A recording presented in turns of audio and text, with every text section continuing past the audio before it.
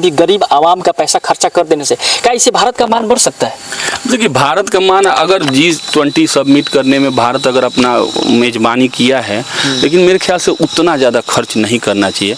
अभी एक दिन हम न्यूज़ चैनल देख रहे थे तो जापान या बड़े बड़े जो विकसित देश है उनका जो बजट था भारत के बजट से लगभग चौथाई दशांश था, और उतना ही मतलब प्रोग्राम देने में ये लोग उससे 10 गुना ज़्यादा बजट किए हैं। तो ये भारत के जैसे देश के लिए जहाँ 140 करोड़ लोगों को का बोझ है इस देश पे, सबको ढोना है, सबको रोजगार देना है, सबको लेके चलना है, इस तरह की फिजूल खर्च करके सरकार और ये साबित करे कि मैं बहुत अमीर हूँ और अंदर से बहुत खोखला है ये देश, ये मेरे ख्याल से ठीक नहीं होना चाहिए। इसको एक बजट के अंदर रखना चाहिए। इस देश के जितने भी सर नौजवान हैं, छात्र छात्राएं हैं, उनको आपकी तरफ से क्या मैसेज रहेगा? हमारी तरफ से यही मैसेज रहना चाहिए हमारे युवा को जो पढ़ लिख रहे हैं कि हम लोग अपने देश में जो सरकार चुन रहे हैं, जो भी राजनीति कर रहे हैं, वो एकदम जैसे विदेशों में होता है, बिना जात पात का, बिना धर्म जाति को देख के अगर हम लोग वोट करेंगे, जो नेता विकास की बात करती है, जो सरकार रोजगार की बात करती है, हम लोग उसको चुने। ये जात पात देश धर्म के नाम पर हम लोग अगर वोट दे रहे हैं, वो हमारे युवा इसको समझें और उसी को वोट दें जो इस देश को आगे ले जाए। बिल्कुल सर, धन्यवाद आपको समय देने के लिए। और हम लोग मैम से भी कुछ बात कर लेते हैं। तो मैम, सबसे पहले आपका इंडिया तक पे आपका स्वागत है। और ये लोग जानना चाहते हैं, जैसे नेता या जितने भी मंत्री हैं, किस आधार पे उनको चुनना चाहिए? इस देश के जितने भी नौजवान से आप क्या अपील करना चाहेंगे? नेता ऐसा चुनिए जी, जो आपके काम आ सके। जी, धर्म पे मत जाइए, जात पे मत जाइए, उसके मुद्दों को देखिए कि वो आखिर आपके लिए करना क्या चाहता है। जी, क्या वो आपके दिल को छू रहा है? जी, जो आप चाहिए, जैसे रोजगारी बेरोजगारी है या जो कुछ आप चाहते हैं कि सरकार करे, उन्हीं मुद्दों पे जाइए और उसी नेता को आप वोट दीजिए जो आपके काम आए। बिल्कुल। मैम, आपको लगता नहीं है इस देश में जितने भी पार्टी है ये सारा राजनीति में तुष्टीकरण कर रही है? इससे आप कुछ अपना विचार रखना चाहते हैं? कर ही रही है, बट क्या करें, हमारे पास ऑप्शन नहीं है। जी, जो भी सरकार हम देते हैं, चाहे बीजेपी को भी देख लिया, कांग्रेस को, जितनी भी सरकार हम देख रहे हैं, नाखुशी हो रहे हैं। बिल्कुल।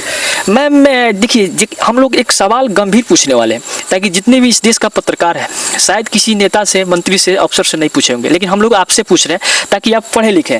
क्या आपको नहीं लगता है इस देश में जितने भी नवरत्न कंपनियां हैं, जैसे कि टाटा, बाटा, सेल, वेल, BSNL, यही BSNL चंद्रयान 3 पे जब लैंड हुआ था दक्षिणी ध्रुव पे, तो जितना भी उसका इंटरनेट होता है, डाटा होता है, सारा ये रिकवर करता है, इंटरनेट प्रोवाइड कराता है 3,84,000 किलोमीटर पर। यही BSNL भारत में काम नहीं कर रहा है, तो कहीं ना कहीं आपको नहीं लगता है जितने भी सरकारी कंपनी है उसको ये जो मौजूदा सरकार है उसको दबाने की कोशिश कर रही है?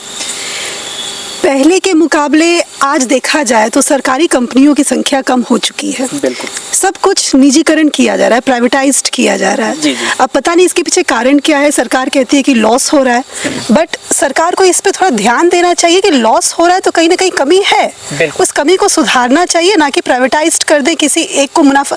और ये भी बात है, मान लीजिए वो प्राइवेटाइज्ड हुआ और उसको चला रहा है तो उसको फायदा हो रहा है तभी तो वो चला रहा है। जी। तो सरकार की कमी है, इसे सुधारना चाहिए। सरकार सभी सरकारी चीज़ों को प्राइवेटाइज्ड नहीं करना चाहिए। बिल्कुल। जैसे कि मैम, एक हम लोग मिशन पे गए थे, इस देश का जितने भी इसरो है एक मिशन पे भेजी थी सूर्य मिशन के लिए, तो उसमें आदित्य L1 लॉन्च किया गया है।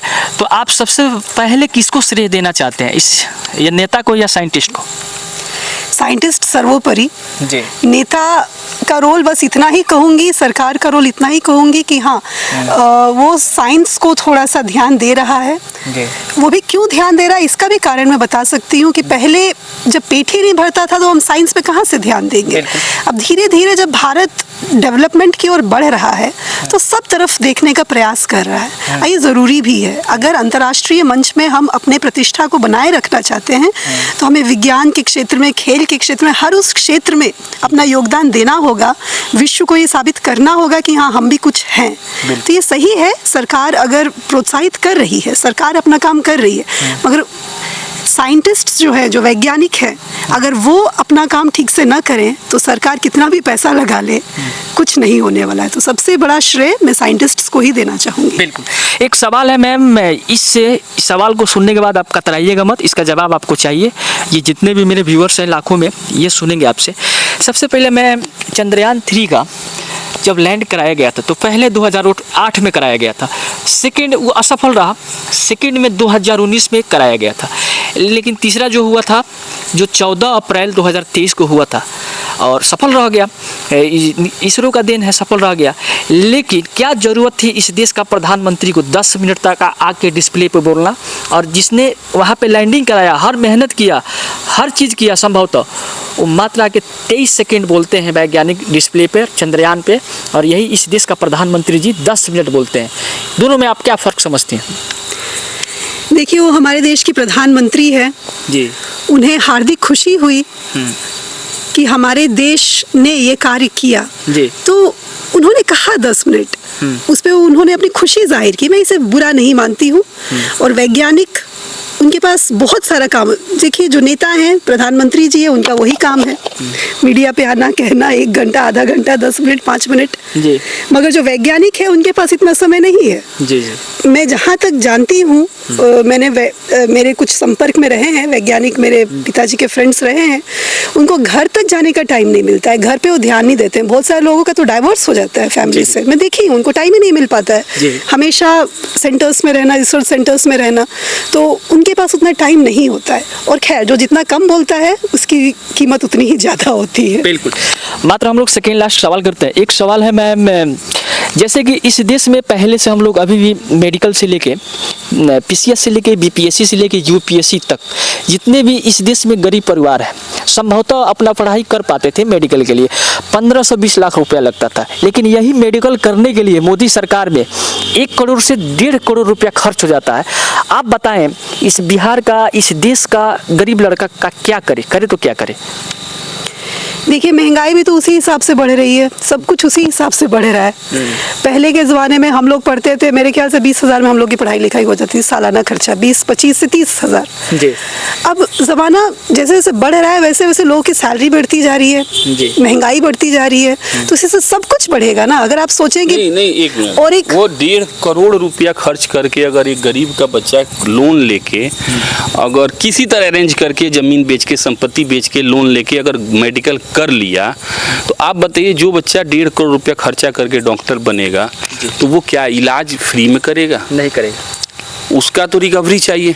वो हरिश्चंद्र तो है नहीं कि हम 1.5 करोड़ खर्चा कर लिए और फिर डॉक्टर बन गए, अब चलिए पूरा जनता, गरीब लोगों का मुफ्त इलाज करेंगे, समाज सेवा करेंगे। उसके अंदर समाज सेवा की भावना पूरी तरह से खत्म हो जाएगी, क्योंकि उसने अपनी जमीन को बिकते हुए देखा है, लोन लेते हुए पापा को देखा है, तो उसको तो दिमाग में ये रहेगा कि हमको 1.5 करोड़ इन्वेस्ट करके हम डॉक्टर बने हैं, उस हिसाब से हमको पैसा चाहिए। तो ये कहीं ना कहीं देश के लिए घातक है। और मैं सरकार से सिफारिश करूंगा कि 1.5 करोड़ 2 करोड़ रुपए पढ़ाई के लिए, एक डिग्री के लिए अगर गवर्नमेंट ले रही है, खर्चा करवा रही है, तो ये गलत है। वो डॉक्टर समाज सेवा नहीं करेगा, वो बिजनेस करेगा, वो 1.5 करोड़ लगाएगा, 10 करोड़ कमाएगा, और ये 10 करोड़ हमारे और आपके जैसे गरीब जनता के पॉकेट से जाएगा। तो इस पे गवर्नमेंट को, हाँ, इसके लिए यही कहना चाहेंगे कि जितना सरकारी सीट्स हो सके वो लोग बढ़ाएं इसमें, क्योंकि सरकारी खर्चा कम लगता है और प्राइवेट कॉलेजेस में खर्चा ज़्यादा लगता है, ये बात है। तो जितना हो सके, क्योंकि हमारा देश का आबादी लगभग 140 करोड़ के आसपास है, इतने लोगों में डॉक्टर्स की संख्या भी हमें चाहिए। हमें हर पंचायत में कम से कम 2 डॉक्टर्स चाहिए। तो इसके लिए उसी हिसाब से सरकार सोचकर मेडिकल कॉलेज में अगर सीट रखे तो गरीब से गरीब बच्चे को भी, मुझे लगता है, पढ़ाई मिल पाएगी। डॉक्टर की बात नहीं है, सारे सभी हर उस डिपार्टमेंट, चाहे वो पंचायत का चुनाव हो या कोई बड़ा डिग्री डिप्लोमा की बात हो। देखिए, अब जैसे नेतागिरी, जैसे हम लोग पंचायत के छोटे अपना स्तर पे हम लोग राजनीति करते हैं, तो इसमें कोई चुनाव लड़ता है, मुखिया का, पंचायत समिति का, जिला परिषद का, विधायक का। अगर इस इलेक्शन में, मैं एकदम मंच पे बोल रहा हूँ, चैनल के माध्यम से मैं अपनी बात बोल रहा हूँ, अगर मुझे जैसे मैं पंचायत समिति, मेरी पत्नी है कुड़वा मठिया की, अगर इस इलेक्शन को जीतने के लिए अगर मुझे 10 लाख 20 लाख रुपया खर्चा करना पड़े, तो क्या मैं हरिश्चंद्र हूँ? मैं समाज सेवा की भावना से अगर इलेक्शन लड़ रहा हूं, तो मेरा चुनावी खर्चा 1000 से 2000 रुपये बहुत हो गया। बिल्कुल। तो एक पर्चा छपवाना रहता है, जिससे लोगों को बताना पड़े कि मेरा ये छाप मिला है, और थोड़ा सा घूमने के लिए पेट्रोल तो चाहिए ही, मतलब 2 से 4000 रुपया में हमारा इलेक्शन हो जाना चाहिए। और उतना खर्च करके अगर हम चुनाव जीतते हैं तो 5 साल हमको बिल्कुल तनाव नहीं रहेगा कि मेरा पैसा लग गया है, मुझे पैसा कमाना है, मुझे लूटना है जनता से, मुझे पेंशन करवाना है 2000 रुपया दो, इंदिरा आवास करवाना है 20,000 रुपया दो, कुछ ही नहीं, कोई टेंशन, मेरा कोई लगान ही नहीं लगा है, मैं फ्री हूँ। और इसी चुनाव को जीतने के लिए अगर कोई माने मुखिया जी, पंचायत समिति, जिला परिषद 10 लाख 20 लाख रुपया खर्च करते हैं, तो बताइए 2000 या 1000 रुपया मानदेय मिलता है हम लोगों को जी। और इस 1000 रुपया महीना के हिसाब से क्या हमारा 20 लाख का इनकम हो जाएगा? नहीं हो पाएगा। उसके लिए हम क्या करेंगे? करप्शन करेंगे। सही बात। ये धरती की बात है, जमीन से जुड़ी हुई बात बता रहा हूँ। सरकार हालांकि एक एक एमपी के चुनाव में एक एक कैंडिडेट करोड़ों रुपया पानी की तरफ बहाता है। सही बात। मैं उस कैंडिडेट से पूछना चाहता हूँ, सरकार से नहीं, मैं उस कैंडिडेट से पूछना चाहता हूँ कि क्या आप हरिश्चंद्र के वंशज हैं कि आप ये 2 करोड़ 5 करोड़ 10 करोड़ रुपया पानी की तरफ बहा रहे हैं, और क्या चुनाव जीतने के बाद आप सिर्फ जनता की सेवा के लिए कर रहे हैं? कोई भी पीएम से लेके सीएम तक, विधायक से लेके सांसद तक इस बात का जवाब हमको चैनल के माध्यम से दे। बिल्कुल कि मैं 2 करोड़ रुपया खर्चा करके समाज सेवा कर रहा हूँ। भाई अनाथालय बना दो, तुम्हारे पास पैसा है, तुम कोई ऐसा काम कर दो कि उसमें 10,000 लोग जिए। अभी भी पंचायत में स्वास्थ्य केंद्र नहीं है, स्वास्थ्य केंद्र नहीं, वो बनवा दो। उसके लिए चुनाव लड़के इतना खर्चा करने की जरूरत क्या है? मेरी तो आप पंचायत में जाइए, कुड़वा मठिया की एक एक जनता से पूछिए। मैं दूसरी बार हमारी पत्नी चयनित हुई है इस पद पे, और कोई एक व्यक्ति अगर कह दे कि चुनाव जीतने के लिए मैंने 5 रुपये का पान किसी को खिलाया, तो मैं अभी रिजाइन लिखने के तैयार हूँ। सही बात। मैं किसी चुनाव के समय, इस तरह चुनाव के बाद कोई आता है कुछ मदद के लिए तो आदमी दे देता है, धर्म के नाम पर, चंदा के नाम पर, लेकिन इलेक्शन के समय मैं अंडरग्राउंड हो जाता हूँ। बिल्कुल। जनता पूछती है वो घूमत नहीं खी, वो चुनाव में नहीं खी। अब क्या हम 5 साल काम किए, हम अच्छा लगे तो वोट दो, अच्छा नहीं है तो दूसरे किसी को दे दो। सही बात। तो अगर इस भावना से अगर जनता चुनाव लड़े, कोई भी चुनाव, एमपी का, विधायक का, जो सिर्फ हमको जीतना है और जनता की सेवा करना है, तो मुझे लगता है कि 12 बजे रात को भी अवेलेबल रहेगा। की बातें होती है, वो कोई एमपी, वो 12 बजे रात को वो जनता के लिए अवेलेबल रहेगा। कोई प्रत्याशी ये स्वीकारेगा नहीं कि हम इतना करोड़ खर्चा किए हैं, क्योंकि सरकार बोलती नहीं है उतना खर्चा करना है, वो चादर के अंदर होता है जो सबको पता होता है, बट वो बाहर नहीं निकल के। एक समस्या है, ये चंपारण के लिए समस्या, हम लोग कुछ बोलना चाहते हैं और आपसे ये सवाल है। हम लोग बेतिया हॉस्पिटल में हम लोग थे, तो वहाँ पे जितने भी गरीब आते हैं इलाज के लिए, डॉक्टर आते हैं, दवाई लिख देते हैं, उसके बाद बोलते हैं इस दवाई को बाहर से लेके आइए। दवाई रहती है मैम, हमने देखा है, मेरे पास वीडियो भी है, और दवाई रहती है और उस दवाई को ब्लैक में बेच दिया जाता है। बेचने के बाद जहाँ अगर एक्सपायर कर जाती है तो उसको फेंक दिया जाता है, लेकिन गरीब को दवाई नहीं दिया जाता है। इसका कारण क्या है? इसका कारण यही बोलेंगे, ऊपर से लेके नीचे तक प्रशासन की कमी। जी। डीएम, अगर हमारे ज़िला के डीएम इस पे टाइट रहते, थोड़ा देखते, टाइट एक्शन लेते, तो शायद ये सब नहीं होता। और हमारे बिहार के लोगों का जागरूक नहीं होना, शिक्षित नहीं होना, यही व्यवस्था अब जो शिक्षित जो राज्य है साउथ इंडिया में व्यवस्था यही सब बहुत अच्छी होती है कंपेयर टू बिहार। यहाँ से अच्छी यूपी की भी है, मैं बोल सकती हूँ। बिल्कुल बिल्कुल। यहाँ से अच्छी है, तो कहीं ना कहीं लोगों में जो अशिक्षा है, लोग जागृत नहीं है। अगर लोग हंगामा मचा देता, ये बात अगर ऊपर तक पहुँचती, तो शायद ऐसा नहीं होता। एक सवाल है, उस पर आप जवाब देना चाहेंगे? बोलिए। सवाल ये है सर, बेतिया जो अभी महारानी जानकी कुंवर के नाम से हॉस्पिटल था, पहले भी जमीन उन्हीं का, फंडिंग उन्हीं का, पैसा उन्हीं का, लेकिन उनका नाम बदलवा देना, गवर्नमेंट मेडिकल कॉलेज रखवा देना, ये तो गलत है। क्या है सर? ये तो भारत के इतिहास को मजाक बना देना हुआ। अभी पता चलेगा बेतिया का नाम बदल के कुछ और रखा गया, पटना का नाम रखा गया कुछ और, दिल्ली का, हिंदुस्तान का नाम कुछ और बदला गया। ये सब तो बेकार की बात है। महारानी जानकी कुंवर, इस मतलब हम लोगों के एक इतिहास हम लोग पढ़े हैं। जैसे हम लोग महाराणा प्रताप को आदर से नाम लेते हैं, क्या हमारे देश के राजा हुआ करते थे। वो बहुत सारे ऐसे राजाओं हैं जो अंग्रेजों से लड़े, मुगलों से लड़े, हम लोग उसका आदर से नाम लेते। तो इतिहास जो हमारे पूर्वज थे, वो एक तरह से कहेंगे कि हमारे पूर्वज थे, जो चला गया हमारे पूर्वज थे, और पूर्वजों का मान सम्मान रखना हमारी जिम्मेदारी है। उसको वोट के लिए या किसी भी कारण से उस नाम पीछे किसका हाथ हो सकता है नाम बदलने? गवर्नमेंट, और तो हमारे और आपके हाथ में है नहीं। गवर्नमेंट बदलती है नाम, उसको नाम बदलने से लगता है वो फायदा है, नाम बदल दिए, तो ये नहीं बदलना चाहिए। वो इतिहास है, वो चली गई रानी, उन्होंने ये एक काम किया, यहाँ पे जमीन दी और एक बहुत बड़ा अस्पताल का निर्माण करवाई, उसी के फंडिंग से हुआ है सर, ये खुलासा हुआ होगा। तो इस नाम को बदल देना, इससे फायदा क्या है? क्या है सर? सही बात। इससे नुकसान क्या है? तो फिर जो जहाँ कुछ फायदा नहीं, कुछ नुकसान नहीं, तो उसको हम करेंगे क्यों? अगर फायदा बताए गवर्नमेंट कि मैंने रानी जानकी कुंवर का नाम बदल के ये नाम रख दिया तो इससे ये फायदा हो गया, तो बताए। बिल्कुल सर। मैम एक कल हम लोग का जो इंटरव्यू है वो दिनेश कुमार राय के साथ है बेतिया में, और 10 बजे से कल हम लोग का टाइमिंग है, जाना है वहाँ पे। तो आपके पंचायत के लिए जो समस्या हो तो आप वीडियो के माध्यम से बोल सकते हैं। यही वीडियो ला करके दिनेश सर को हम लोग दिखाएंगे और बताएंगे ये समस्या है, या कुछ कहना चाहते हैं तो आप कह सकते हैं। पंचायत देखा जाए तो बहुत सारी समस्याएं हैं। कार्य अगर करना शुरू करे तो कार्य का कोई अंत नहीं होता है। जैसे अभी मैंने बोला, प्राथमिक सर ने बोला प्राथमिक चिकित्सा केंद्र नहीं है। किसी को भी अगर कोई परेशानी होती है तो बेतिया जाता है।